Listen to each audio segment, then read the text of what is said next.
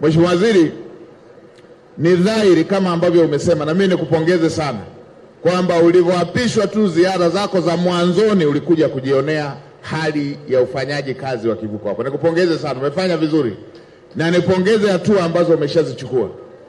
Ni hatua nzuri. Pamekwepo na matumizi mabaya ya madaraka na matumizi mabaya ya fedha, na pengine ndio maana tunapata shida hii ya vivuko kuharibika. Kwa kudaiwa milioni 800 kivuko kimekwama, tunadaiwa milioni 800.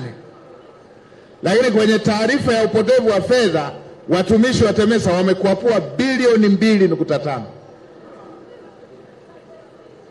Maana yake fedha hii kama ingekuwa imetumika vizuri, kivuko hiki kingekuwa kinafanya kazi.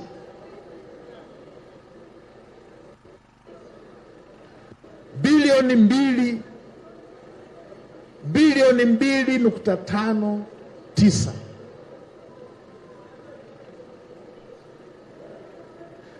Deni hili kivuko kifanya kazi milioni 800. Tumekosa milioni 800, alafu tuliowapa dhamana wamekuapua bilioni 2.5.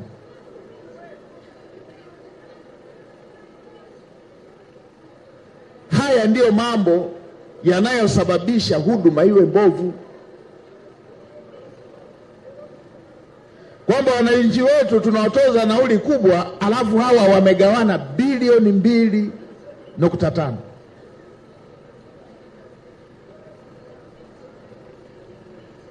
Na Mheshimiwa Waziri, uchukue hatua kubwa zaidi.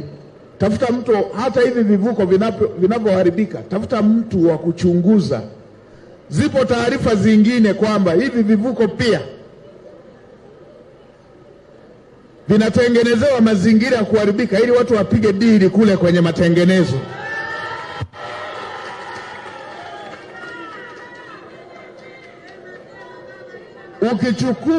Ukichukua interval, ukichukua muda vinavyoharibika na hayo matengenezo, nani wanahakikisha hayo matengenezo kwamba yametengenezwa kwa kiwango? Na kwa watu wenye tabia huruka ya kuiba namna hii, wanaweza wakachomoa hata vyuma wakavitanguliza kule kwa fundi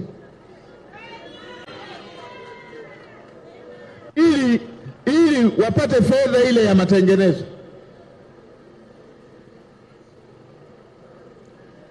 Tusipoangalia tutatengeneza vivuko kwa bei kubwa kuliko bei ya kutengeneza kivuko kipya kama hivi ambavyo wenzetu wanatengeneza.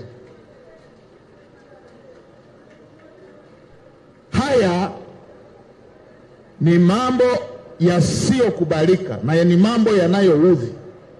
Na kwa kuwa mlishatengeneza timu ya wataalamu, tena wataalamu kutoka kwenye taasisi zinazoheshimika,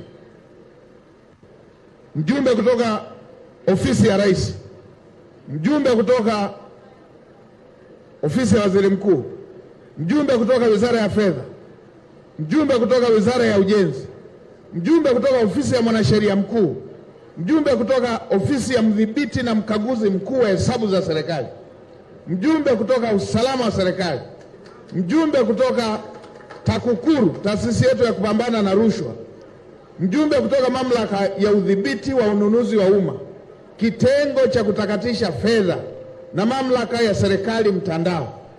Hawa ndio waliokagua wakakuta hawa wamekuapua bilioni 2.5. Sasa kwa hatua hii mnataka tuchunguze kipi kingine hapo?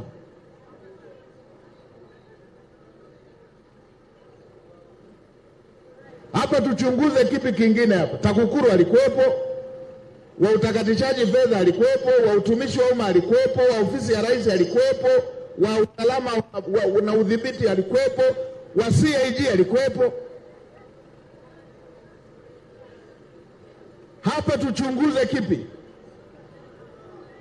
Hii ya uchunguzi juu ya uchunguzi ndio inaowapa kiburi wezi wanaendelea kuiba.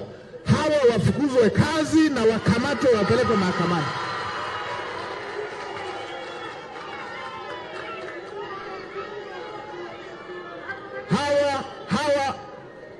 Mheshimiwa Waziri, waziri wanakoangukia, mwelekeze katibu mkuu awafukuze kazi mara moja, na vyombo vinavyohusika viwapeleke kwenye mkono wa sheria.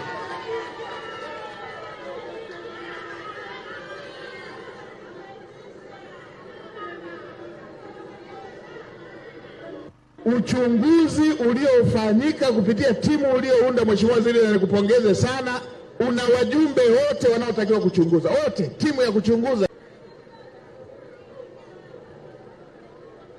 wafike kwenye mkono wa sheria. Na mimi niwaambieni, nimesema na naendelea kurudia kusema, haya mambo ya watu kutokuheshimu fedha ya umma, kutokuwa na huruma na Watanzania, kama hao wanaopewa hiyo dhamana hawajirekebishi, sisi lazima tuwarekebishe, na njia ya kuwarekebisha